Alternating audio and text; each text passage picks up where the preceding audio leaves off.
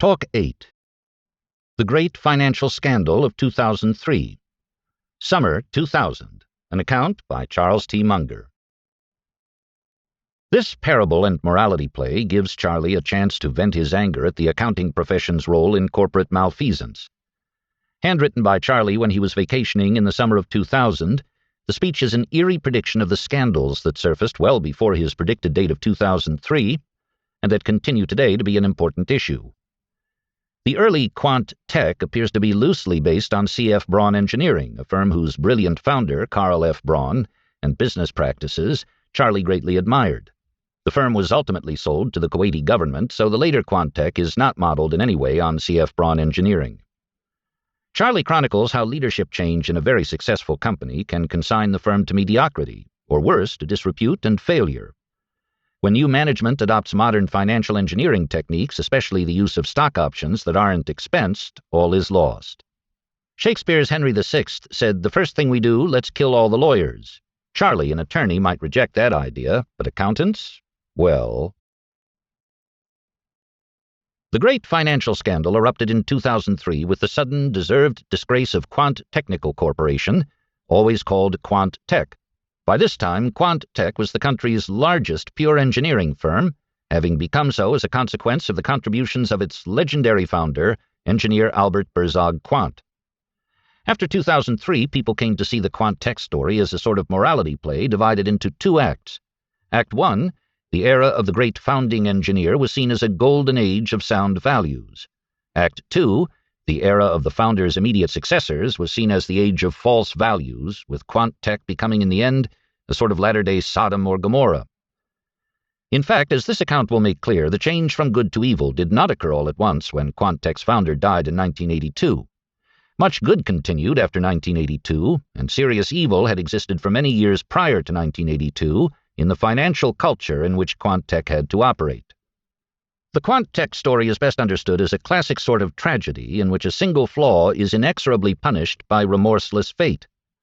The flaw was the country's amazingly peculiar accounting treatment for employee stock options. The victims were Quant Tech and its country. The history of the great financial scandal, as it actually happened, could have been written by Sophocles.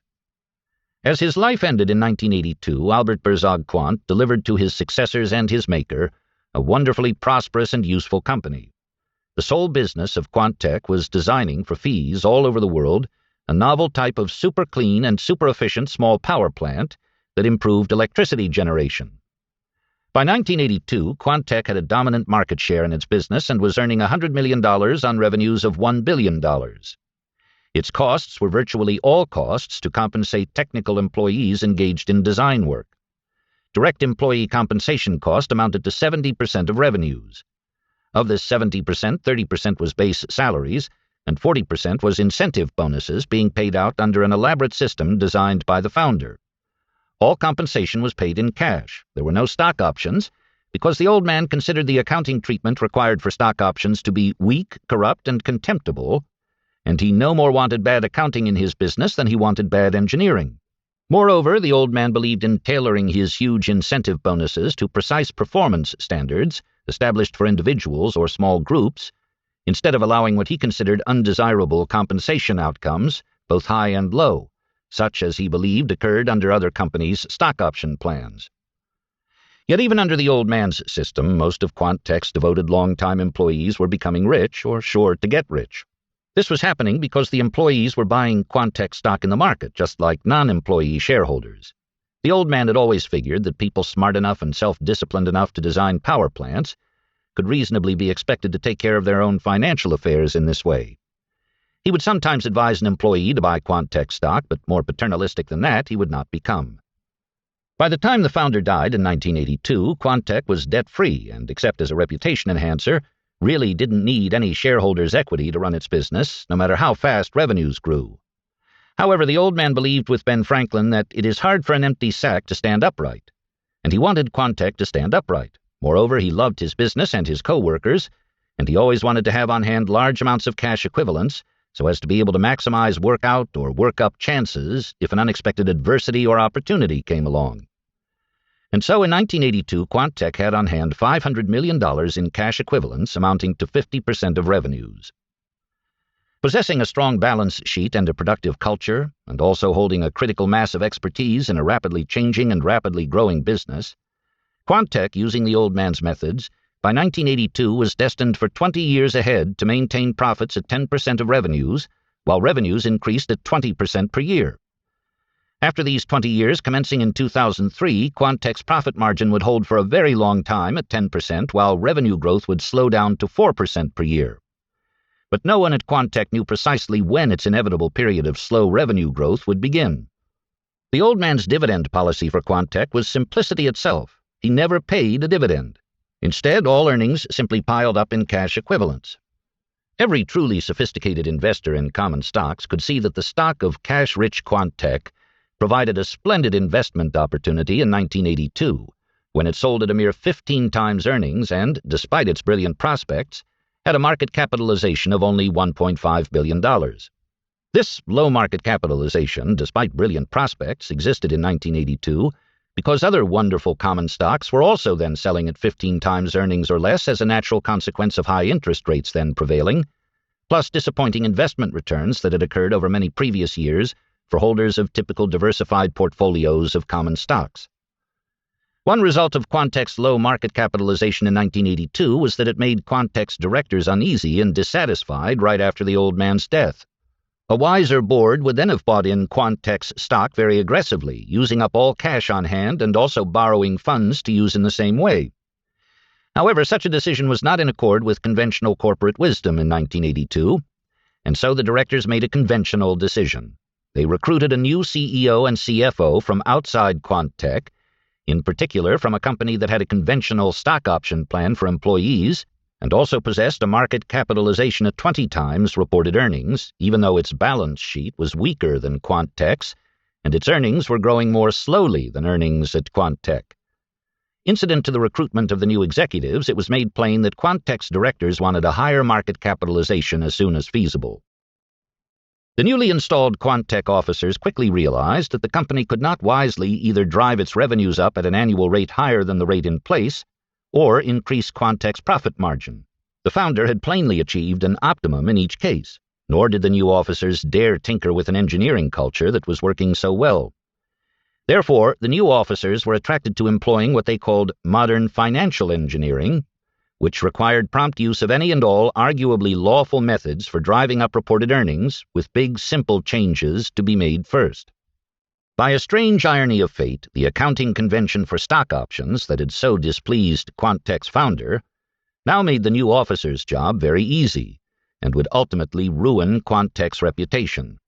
There was now an accounting convention in the United States that, provided employees were first given options, required that when easily marketable stock was issued to employees at a below-market price, the bargain element for the employees, although roughly equivalent to cash, could not count as a compensation expense in determining a company's reported profits. This amazingly peculiar accounting convention had been selected by the accounting profession, over the objection of some of its wisest and most ethical members, because corporate managers, by and large, preferred that their gains from exercising options covering their employer's stock not be counted as an expense in determining their employer's earnings. The accounting profession, in making its amazingly peculiar decision, had simply followed the injunction so often followed by persons quite different from prosperous entrenched accountants. The injunction was that normally followed by insecure and powerless people, whose bread I eat, his song I sing. Fortunately, the income tax authorities did not have the same amazingly peculiar accounting idea as did the accounting profession. Elementary common sense prevailed, and the bargain element in stock option exercises was treated as an obvious compensation expense, deductible in determining income for tax purposes. Quant Tech's new officers, financially shrewd as they were, could see at a glance that, given the amazingly peculiar accounting convention and the sound income tax rules in place, Quant Tech had a breathtakingly large opportunity to increase its reported profits by taking very simple action. The fact that so large a share of Quant Tech's annual expense was incentive bonus expense provided a modern financial engineering opportunity second to none.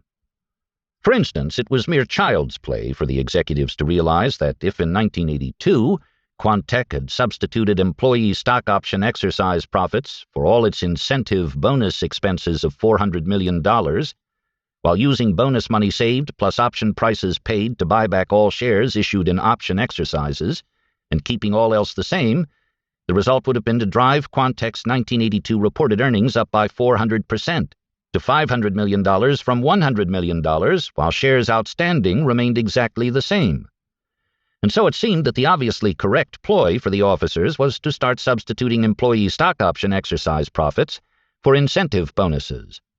Why should a group of numerate engineers care whether their bonuses were in cash or virtually perfect equivalents of cash? Arranging such substitutions on any schedule desired seemed like no difficult chore.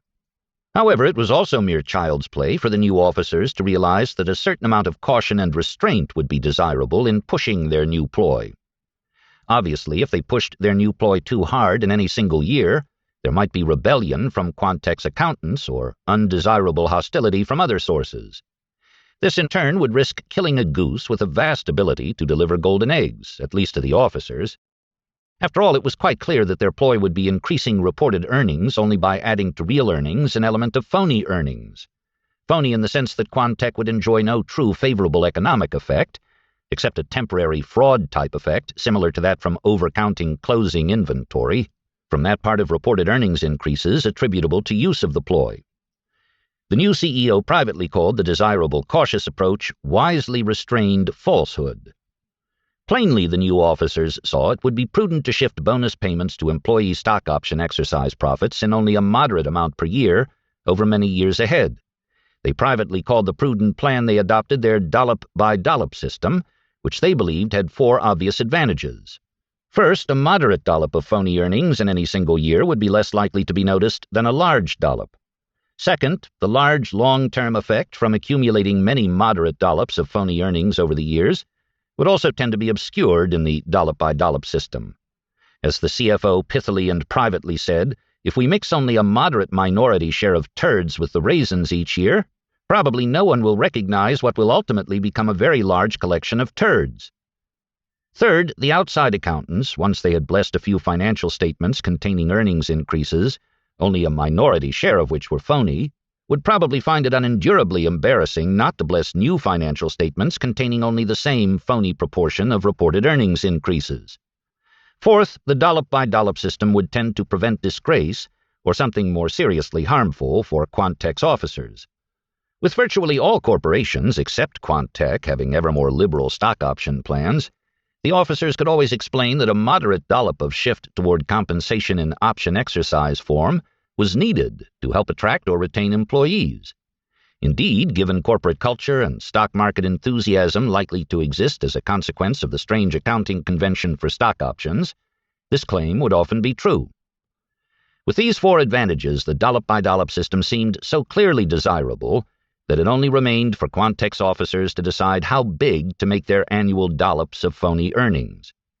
This decision, too, turned out to be easy. The officers first decided upon 3 reasonable conditions they wanted satisfied. First, they wanted to be able to continue their dollop-by-dollop system without major discontinuities for 20 years. Second, they wanted Quant Tech's reported earnings to go up by roughly the same percentage each year throughout the whole 20 years, because they believed that financial analysts representing institutional investors would value Quant Tech's stock higher if reported annual earnings growth never significantly varied. Third, to protect credibility for reported earnings, they never wanted to strain the credulity of investors by reporting, even in their 20th year, that Quant Tech was earning more than 40% of revenues from designing power plants.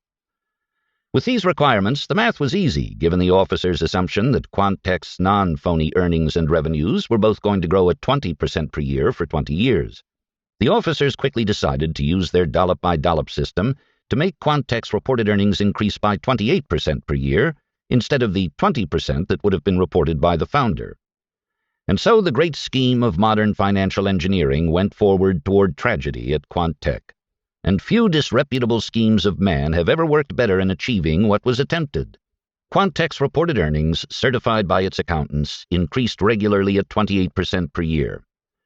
No one criticized Quant Tech's financial reporting except a few people widely regarded as impractical, overly theoretical, misanthropic cranks. It turned out that the founder's policy of never paying dividends, which was continued, greatly helped in preserving credibility for Quant Tech's reports that its earnings were rising steadily at 28% per year. With cash equivalents on hand so remarkably high, the Pavlovian mere association effects that so often impair reality recognition served well to prevent detection of the phony element in the reported earnings. It was therefore natural, after the dollop-by-dollop system had been in place for a few years, for Quant Tech's officers to yearn to have Quant Tech's reported earnings per share keep going up at 28% per year, while cash equivalents grew much faster than they were then growing. This turned out to be a snap. By this time, Quant Tech's stock was selling at a huge multiple of reported earnings, and the officers simply started causing some incremental stock option exercises that were not matched either by reductions in cash bonuses paid or by repurchases of Quant Tech's stock. This change, the officers easily recognized, was a very helpful revision of their original plan. Not only was detection of the phony element in the reported earnings made much more difficult as cash accumulation greatly accelerated, but also a significant amount of Ponzi scheme or chain letter effect was being introduced into Quant Tech, with real benefits for present shareholders, including the officers. At this time, the officers also fixed another flaw in their original plan. They saw that as Quant Tech's reported earnings containing an increasing phony element kept rising at 28%, Quant Tech's income taxes as a percentage of reported pre-tax earnings kept going lower and lower. This plainly increased their chances of attracting undesired questions and criticism. This problem was soon eliminated. Many power plants in foreign nations were built and owned by governments, and it proved easy to get some foreign governments to raise Quant Tech's design fees, provided that in each case slightly more than the fee increase was paid back in additional income taxes to the foreign government concerned. Finally, for 2002, Quant Tech reported $16 billion in earnings on $47 billion in revenue that now included a lot more revenue from interest on cash equivalents than would have been present without net issuances of new stock over the years. Cash equivalents on hand now amounted to an astounding $85 billion, and somehow it didn't seem impossible to most investors that a company virtually drowning in so much cash could be earning the $16 billion it was reporting. The market capitalization of Quant Tech at its peak early in 2003 became $1.4 trillion, about 90 times earnings reported for 2002. However, all man's desired geometric progressions, if a high rate of growth is chosen, at last come to grief on a finite Earth, and the social system for man on Earth is fair enough, eventually, that almost all massive cheating ends in disgrace, and in 2003 Quant Tech failed in both ways. By 2003, Quant Tech's real earning power was growing at only 4% per year, after sales growth had slowed to 4%. There was now no way for Quant Tech to escape causing a big disappointment for its shareholders, now largely consisting of institutional investors. This disappointment triggered a shocking decline in the price of Quant Tech stock, which went down suddenly by 50%. This price decline in turn triggered a careful examination of Quant Tech's financial reporting practices, which at long last convinced nearly everyone that a very large majority of Quant Tech's reported earnings had long been phony earnings, and that massive and deliberate misreporting had gone on for a great many years. This triggered even more price decline for Quant Tech stock, until in mid-2003 the market capitalization of Quant Tech was only $140 billion, down 90% from its peak only 6 months earlier. A quick 90% decline in the price of the stock of such an important company that was previously so widely owned and admired caused immense human suffering, considering the $1.3 trillion in market value that had disappeared. And naturally, with Quant Tech's deserved disgrace, the public and political reaction included intense hatred and revulsion directed at Quant Tech, even though its admirable engineers were still designing the nation's best power plants. Moreover, the hatred and revulsion did not stop with Quant Tech. It soon spread to other corporations, some of which plainly had undesirable financial cultures different from Quant Tech's only in degree. The public and political hatred, like the behavior that had caused it, soon went to gross excess and fed upon itself. Financial misery spread far beyond investors into a serious recession like that of Japan in the 1990s, following the long period of false Japanese accounting. There was huge public antipathy to professions following the great scandal. The accounting profession, of course, got the most blame. The rule-making body for accountants had long borne the acronym FASB, and now nearly everyone said this stood for financial accounts still bogus. Economics professors likewise drew much criticism for failing to blow the whistle on false accounting and for not sufficiently warning about the eventual bad macroeconomic effects of widespread false accounting. So great was the disappointment with conventional economists that Harvard's John Kenneth Galbraith received the Nobel Prize in economics. After all, he had once predicted that massive, undetected corporate embezzlement would have a wonderfully stimulating effect on the economy. And people could now see that something very close to what Galbraith had predicted had actually happened in the years preceding 2003 and had thereafter helped create a big reactive recession. With Congress and the SEC so heavily peopled by lawyers, and with lawyers having been so heavily involved in drafting financial disclosure documents now seen as bogus, there was a new lawyer joke every week. One such was, "The butcher says the reputation of lawyers has fallen dramatically," and the checkout clerk replies, "How do you fall dramatically off a pancake?" But the hostility to established professions did not stop with accountants, economists, and lawyers. There were many adverse rub-off effects on the reputations of professionals who had always performed well, like engineers who did not understand the financial fraud that their country had made a conventional requirement. In the end, much that was good about the country and needed for its future felicity was widely and unwisely hated. At this point, action came from a higher realm. God himself, who reviews all, changed his decision schedule to bring to the fore the sad case of the great financial scandal of 2003.